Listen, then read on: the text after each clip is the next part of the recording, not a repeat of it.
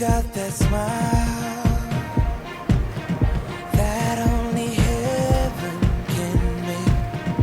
I pray to God every day that you keep that smile. Yeah.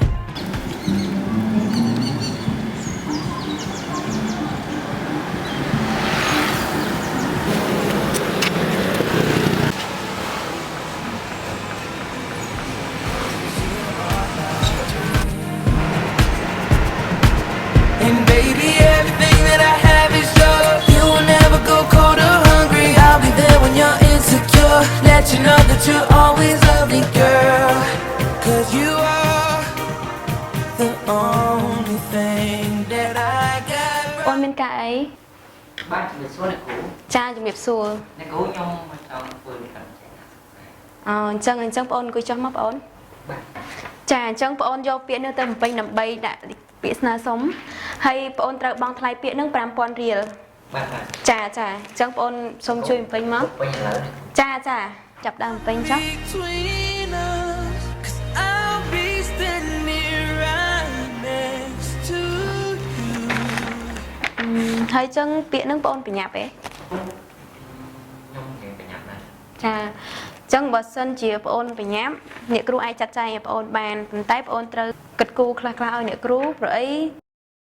តាក់ទងកិច្ចការនឹងគឺយើងមានច្រើនដំណាក់កាលនៅក្នុងការរៀបចំ process នឹងដែរអញ្ចឹងបើសិនជាបងអូនបញ្ញាប់នៅឯកសារនឹងបងអូនគិតគូរឲ្យអ្នកគ្រូខ្លះព្រោះអីមិនមែនតាក់ទងការធ្វើកិច្ចការនឹងមិនមែនតែអ្នកគ្រូម្នាក់ឯងអ្នកធ្វើមានមេហើយនឹងក្រុមមួយចំនួនដែលគាត់ជួយរៀបចំទៀតណាតាមស្តង់ដារអ្នកគ្រូដែលធ្លាប់ធ្វើមុនមកនឹងគឺ20000 រៀលបងអូន When the sky is falling, I'll be standing right អូ next ខេអរគុណច្រើនបងហើយបងអូនយកប្រកាន់ដៃនេះទៅហើយថ្ងៃស្អែកបងអូនអាចមកយកបានណាលិខិតរបស់បងអូនចាអរគុណ អរគុណអ្នកគ្រូ ចាអរគុណ right next to you. ជំរាបសួរលោកគ្រូ បាទជំរាបសួរបងមានកាយដែរ អ្នកគ្រូដែលធ្វើការនៅកន្លែងនេះគាត់អញ្ជើញទៅណាហើយ អូអ្នកគ្រូដាក់ច្បាប់ទៅខែប៉ុណ្ណឹងថ្ងៃនេះ ខ្ញុំចង់មកដកលិខិតបញ្ជាក់ការសិក្សា ថ្ងៃដាក់ថ្ងៃណា គឺម្សិលមិញ សិនមិញមកលើឲ្យប្រកាន់ដៃមើលចាំផ្លែតណាគ្រូជួយឲ្យ One day when the sky is falling, I'll be standing right next to តាម you. បងអូនដូចកប់ជ្រៅចាំមិនមកស្អែកចាំយកពីអ្នកគ្រូអី ខ្ញុំបញ្ញាប់លោកគ្រូហើយអ្នកគ្រូគាត់ឲ្យមកបើកយកនេះ នេះវ៉ាន់អ្នកគ្រូទៅអ្នកគ្រូបានបើដឹងលោកគ្រូអត់ដឹងទេចាំស្អែកណាពលណាលោកគ្រូរវល់ដែរ អូនណាអូនឯងចង់បានឆាប់អញ្ចឹងអូនឯងលុយគាត់ចាយខ្លះទៅលើឲ្យគាត់20000ទៅអូនឯងចង់បានលឿនអញ្ចឹងអូនឯងអត់ឲ្យគាត់ចាយមិន Between us, I'll be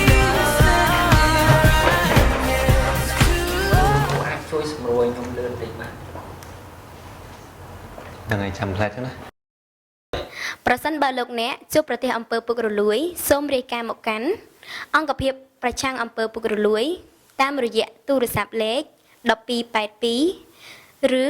email complain@acu.go.kh ឬតាមរយៈប្រអប់សម្បត្តិសនៅតាមទីសាធារណៈ